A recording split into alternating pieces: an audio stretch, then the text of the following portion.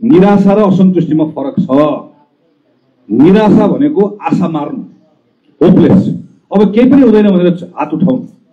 असन्तुष्टि भनेको यो भन्दा राम्रो हुनु पर्थ्यो, राम्रो हुन सकेन भनेर चित्त नबुझाउनु।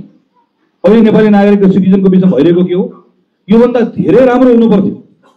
किन? 60 सालबाट मैले तिमीलाई साथ दिएँ, तिमीले पहिला आन्दोलन सफल हुन्छ त्यसपछि राम्रो हुन्छ भन्यौ, आन्दोलन सफल भयो। त्यसपछि तिमीले संविधान सभाको चुनाव हुन्छ भने राम्रो हुन्छ भन्यौ, संविधान सभाको चुनाव भयो। त्यसपछि तिमीले संविधान बन्छ भने राम्रो हुन्छ भने संविधान भयो। त्यसपछि तिमीले चुनाव हुन्छ, स्थिर सरकार बन्छ भने राम्रो हुन्छ भन्यौ, स्थिर सरकार बन्यो। सबै कुरा भयो, तिमीले भनेको भन्यौ। तर तिमीले मसँग गरेको बाचार चाहिँ किन पुरा भएन? मेरो अवस्था एकदम छिटो बदलिन्छ भन्ने तिम्रो प्रमिसेस थिए, ती कुरा किन पुरा भएन? यो असन्तुष्टि।